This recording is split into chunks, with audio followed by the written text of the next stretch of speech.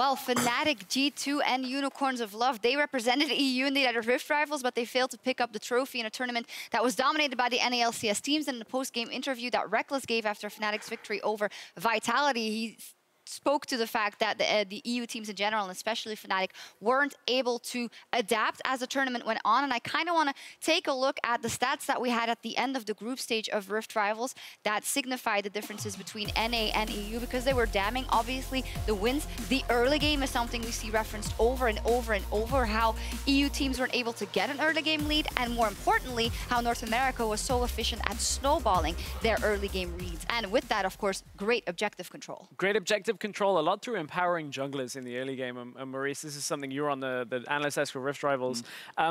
Is there a difference you see now this week of people actually playing through their jungler early game? I mean, we've looked at Fnatic with a slightly different play style as well.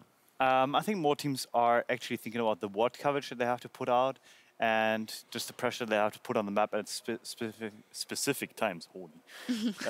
That it's like a lot of the schemes that are that NA teams have been running, as in like, you know, they exactly know when to put ward coverage, where to put it, and how to pressure, is something that you learn by practice, and you actually like keep repeating that and everything like that. So EU teams probably copy that now and actually have been more adamant about getting the ward coverage at the right times. We saw even in the Vitality game that Vitality had two ping wards on both side lanes, on both sides of mid, and basically were able to roam off of mid or roam into mid at any point. So yeah, like we've definitely seen improvement, and I think EU is more into playing into schemes now too, and I appreciate that a lot, because it gives you a stronger base to work off for later stages of the game. And specifically about Fnatic, I mean, we're seeing a lot of this vision control around the mid lane, and Fnatic have been playing more around mid lane. This is a team that only ever went to the side lane on a Kennen or a Tristana during Rift Rivals. Now Fnatic picking Sivir, picking Varus, and just going, okay, Reckless, you've done this in seasons gone by, sit mid, we'll try and start fights in mid and actually get objective control. So it's a drastic shift for Fnatic that worked out very well So today. it's kind of a combination from adapting to the meta and playing different champions, even though Sivir is not particularly in meta, but apparently also not bad. But because of the pick, you have to sit mid because you just can't 1v1 someone in the side lane. Sivir, anytime you need a scaling AD carry, is still going to be just as successful with a couple of buffs to the attack speed items. She's also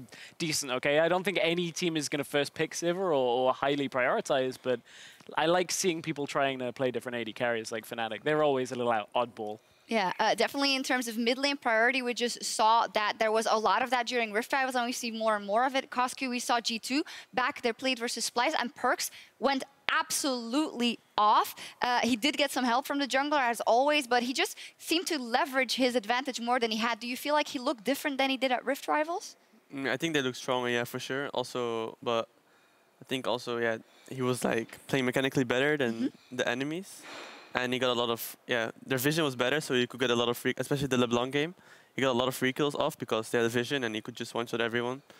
Yeah, so I think, yeah, better than Rift Rivals, how it went there. Yeah, that wasn't difficult. Of course, we see the stats there, 12, 25, and 20 at Rift Rivals, and absolutely killing it on LeBlanc specifically versus Splice. That's something I've been advocating now for a few weeks with this G2 slump. They remembered LeBlanc exists as a champion. They'll play more Syndra. They'll play more of these early game champions, and that's where Perks look the best. Sure, he can play Orianna, he can play the Corki, but empower him early on, he will carry through a game, and then if you need Sven in the late game, we'll always know he's reliable. It is kind of hard to say from those games, though, when your mid laner snowballs so hard and can carry on his own. It's kind of hard to say where the macro improved, but amazing. We were talking during the show a lot about G2 and the fact that you feel that in terms of 1-4, they've always been good. They've just never had European teams that are as good as they are, but the NA teams are better. Yeah, basically what happened in Rift Rivals is that EU teams got the reminder that 1-4 is actually a playstyle that exists, and G2 was always advocating that playstyle, and due to them having no enemies in Europe actually playing that style, they had no chance of practicing. So if you run 1-4 against 1-3-1, the thing that's going to happen every time is that at some point you're going to outscale and then you win team fights. But against 1-4 versus 1-4, you have to be way more crisp on the ward timings, you have to be way more crisp on the rotation times, and you will probably lose a lot of team fights in scrims because you underestimate the opponents or you overestimate your own damage. So other teams actually picking up the style right now in Europe gives them the opportunity to basically better themselves and actually have opponents to practice against and then bring that towards Worlds. And not only that, we've seen if it's difficult to do, to set up the warding that you're talking about, Tahm Kench. is 1-4, basically painting by numbers. Every time this champion has ultimate, he goes on whoever's the one, and you just start the fight. If it's a 1-3-1, you can just start the fight mid lane and just kill everybody. Seen it this week, expecting more teams to pick it up. Well, you talk about that, about the 1-4, or just all playing on the mid lane. The Unicorns of Love is a team that we haven't touched on yet, and I didn't feel like there was that much of a difference in the way they played this week. But amazing, you were also mentioning that you felt like they played more controlled. I have a hard time seeing it just because it still came down to a lot of hard team fights in their matches. So what makes you say that? What made me say that is that I think they kind of like shut down a lot of opponents within the early game, as in like they actually were crisper that during that time. They had more ward coverage on mid lane. They allowed Exile to actually not die 15 times. So like, just the early game was crisper. But then when like the game becomes more random and you actually have to do way more individual decisions, like or in the moment shot calling, is when Unicorn still struggled. And I don't think that is necessarily going to change too fast. But I do think that them having like Xerxes actually playing early game champions in comparison to his late game scaling champions that he usually prefers is a good sign for them, because Xerxes is extremely good. Like, I'm actually surprised by the things that he does in scrims, and his jungle pathing is extremely crisp. But due to the fact that he has a love or whatever it is for those late game scaling champions, he doesn't really get anything out of it. So that means his early game strength is wasted. So I like that they put him on a list this week, and I hope to see more. Well, it was nice to see that. Obviously, Exile was a player that we were looking at, Cosq, because he's had a couple of struggles this split. He has died a lot. So do you think it is just better from the Unicorns of Love that they put Xerxes now on in a list that can actually pressure some of the ganks or counter gank him?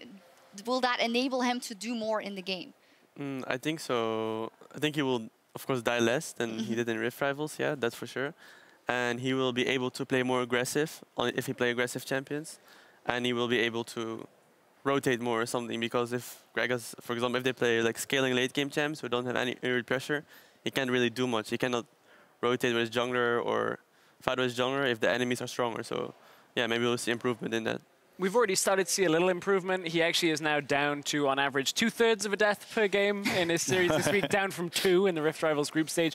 One thing for me that is a problem still for the Unicorns, they live and die by individual errors, and that has to be cleaned up. This week it wasn't Exile, it was Chachi. It was Chachi. That's surprising, but they cannot have one person dropping the ball every week, otherwise it's never going to come together. Well, we'll see how it evolves. Maybe short stress.